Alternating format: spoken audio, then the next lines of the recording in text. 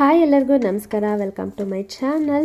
ನಾನಿವತ್ತು ಕೇರಳ ಸ್ಟೈಲಲ್ಲಿ ಚಿಕನ್ ಗ್ರೇವಿನ ಮಾಡ್ತಾ ಇದ್ದೀನಿ. ಯಾವ ಥರ ಅಂತ ಅಂದರೆ ನಾನಿಲ್ಲಿ ಕಾಯಿ ತುರಿ ತೊಗೊಂಡಿದ್ದೀನಿ. ನೀವು ಬೇಕಾದ್ರೆ ಕೊಬ್ಬರಿನೂ ತೊಗೋಬೋದು. ಬಾಣಲಿಗೆ ಒಂದು 2-3 ಟೇಬಲ್ ಸ್ಪೂನ್ ಅಷ್ಟು ಎಣ್ಣೆನ ಹಾಕೊಂಡು 1 ಮುಷ್ಟಿಯಷ್ಟು ಕಾಯಿ ತುರಿ ತೊಗೊಂಡಿದ್ದೀನಿ. ಅರ್ಧ ಸ್ಪೂನು ಕಾಳುಮೆಣಸು, 1/4 ಸ್ಪೂನು ಜೀರಿಗೆ, ಹಾಗೆ 2 ಕಡ್ಡಿ ಕರಿಬೇವಿನ ಸೊಪ್ಪು. ಇದನ್ನೆಲ್ಲ ಚೆನ್ನಾಗಿ ಫ್ರೈ ಮಾಡ್ಕೋಬೇಕು. ನಾವು ಈ ಮಸಾಲೆ ಎಲ್ಲ ಫ್ರೈ ಮಾಡ್ಕೊಳ್ಳೋ ಗಂಟ ಲೋ ಫ್ಲೇಮಲ್ಲೇ ಇಟ್ಕೋಬೇಕು. ನಾವು ಇದೆಲ್ಲ ಚೆನ್ನಾಗಿ ಗಮ್ ಅಂತ ಸ್ಮೆಲ್ ಬರೋವರೆಗೂ ಫ್ರೈ ಮಾಡಿದ್ರೆ ಸಾರದು ಟೇಸ್ಟ್ ತುಂಬ ಚೆನ್ನಾಗಿರುತ್ತೆ. ಇಲ್ಲಿ 1/4 ಟೇಬಲ್ ಸ್ಪೂನ್ ಅಷ್ಟು ಅರಿಶಿನ, ಹಾಗೆ 2 ಟೇಬಲ್ ಸ್ಪೂನ್ ಅಷ್ಟು ಹಚ್ಚ ಖಾರದ ಪುಡಿನ ಹಾಕೊಂಡಿದ್ದೀನಿ. ಇದು ಇವಾಗ ಫ್ರೈ ಆಗಿದೆ. ಲಾಸ್ಟ್ ಅಲ್ಲಿ ಖಾರದ ಪುಡಿ ಹಾಕೊಳ್ಳಿ. ಇವಾಗ ಇದು ತಣ್ಣಗಾಗಬೇಕು ಆಡಿಸ್ಬೇಕಂದ್ರೆ. ಈಗ ಇನ್ನೊಂದು ಪಾತ್ರೆ ತಗೊಂಡು ಅದಕ್ಕೆ ಒಂದು 2 ಟೇಬಲ್ ಸ್ಪೂನ್ ಅಷ್ಟು ಎಣ್ಣೆ ಹಾಕೊಂಡು ಉದ್ದುದ್ದಕ್ಕೆ ಕಟ್ ಮಾಡ್ಕೊಂಡಿರೋ ಈರುಳ್ಳಿನ ಹಾಕೊಂಡಿದ್ದೀನಿ. ನಾನಿಲ್ಲಿ ಈರುಳ್ಳಿನ ಚೆನ್ನಾಗಿ ಫ್ರೈ ಮಾಡ್ಕೋಬೇಕು.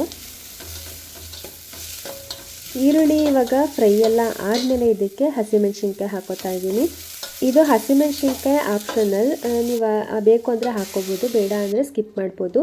ಹಾಗೆ ಇಲ್ಲಿ ಶುಂಠಿ ಬೆಳ್ಳುಳ್ಳಿ ಪೇಸ್ಟ್ನ ಹಾಕೋತಾ ಇದ್ದೀನಿ. ಇದು 2 ಸ್ಪೂನಷ್ಟು ಶುಂಠಿ ಬೆಳ್ಳುಳ್ಳಿ ಪೇಸ್ಟ್ನ ನಾನಿಲ್ಲಿ ಹಾಕ್ಕೊಂಡಿದ್ದೀನಿ. ಶುಂಠಿ ಬೆಳ್ಳುಳ್ಳಿದು ಹಸಿ ವಾಸನೆ ಎಲ್ಲ ಹೋಗೋ ತನಕ ಚೆನ್ನಾಗಿ ಫ್ರೈ ಮಾಡ್ಕೋಬೇಕು. ಅದಾದಮೇಲೆ ಒಂದು ದಪ್ಪ ಟೊಮೊಟೊ ಹಣ್ಣು ತೊಗೊಂಡಿದ್ದೀನಿ.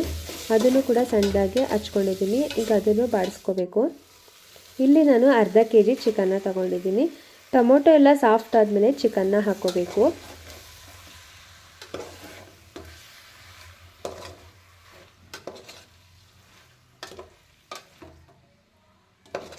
ಇವಾಗ ಇದಕ್ಕೆ ನಾನಿಲ್ಲಿ ಉಪ್ಪನ್ನ ಹಾಕೋತಾ ಇದ್ದೀನಿ, ಕಲ್ಲುಪ್ಪನ್ನ ಹಾಕೋತಾ ಇದ್ದೀನಿ. ಫಸ್ಟೇ ಹಾಕೋದ್ರಿಂದ ಚಿಕನ್ಗೆ ಚೆನ್ನಾಗಿ ಉಪ್ಪೆಲ್ಲ ಹಿಡಿಯುತ್ತೆ.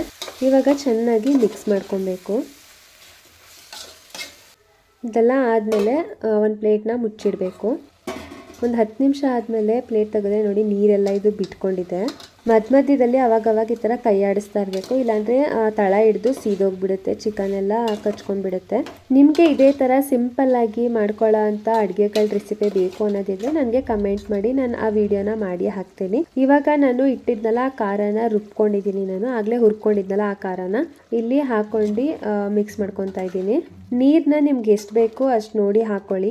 ನಾನು ಮಾಡ್ತಾ ಇರೋದು ಗ್ರೇವಿ. ನಿಮಗೆ ಸಾಂಬಾರು ಬೇಕು, ಇದನ್ನೇ ಇನ್ನೊಂದು ಸ್ವಲ್ಪ ಜಾಸ್ತಿ ಮಾಡ್ಕೋಬೇಕು ಅನ್ನೋದಿದ್ರೆ ಇನ್ನೊಂದು ಸ್ವಲ್ಪ ಕಾಯ್ದು ಕ್ವಾಂಟಿಟಿನ ಜಾಸ್ತಿ ಮಾಡ್ಕೊಳ್ಳಿ, ಸ್ವಲ್ಪ ನೀರನ್ನ ಜಾಸ್ತಿ ಹಾಕೊಳ್ಳಿ. ನನಗೆ ಇಲ್ಲಿ ಒಂದು 2-3 ಜನಕ್ಕೆ ಆಗೋವಷ್ಟು ನಾನಿಲ್ಲಿ ಮಾಡ್ತಾ ಇರೋದು.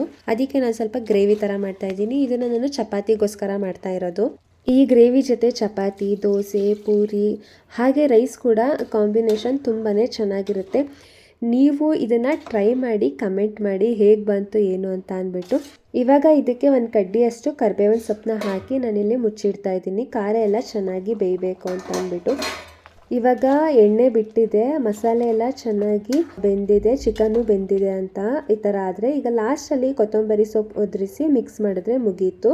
ಇವಾಗ ಇದನ್ನ ನೀವು ಅನ್ನದ ಜೊತೆ, ಚಪಾತಿ, ದೋಸೆ ಯಾವುದ್ರ ಜೊತೆನಾದರೂ ಸರ್ವ್ ಮಾಡ್ಕೊಂಡು ತಿನ್ಬೋದು.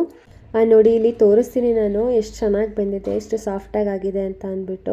ನನಗಂತೂ ಲಾಸ್ಟಲ್ಲಿ ಘಮ ಘಮ ಅನ್ನೋ ಸ್ಮೆಲ್ಗೆ ಬಾಯಲ್ಲಿ ನೀರು ಬಂದಿತ್ತು, ಅಷ್ಟು ಚೆನ್ನಾಗಾಗಿತ್ತು. ನೀವು ಟ್ರೈ ಮಾಡಲೇಬೇಕು ಈ ರೆಸಿಪಿನ, ಅಷ್ಟು ಚೆನ್ನಾಗಿತ್ತು. ಟ್ರೈ ಮಾಡಿ ಕಮೆಂಟ್ ಮಾಡಿ ನನಗೆ ಹೇಗೆ ಬಂತು ಅಂತ ಅಂದ್ಬಿಟ್ಟು. ಓಕೆ, ಇಂಥದ್ದೇ ನೆಕ್ಸ್ಟ್ ವಿಡಿಯೋದಲ್ಲಿ ಸಿಗ್ತೀನಿ. ಹರ್ ಹರ್ ಮಹಾದೇವ್.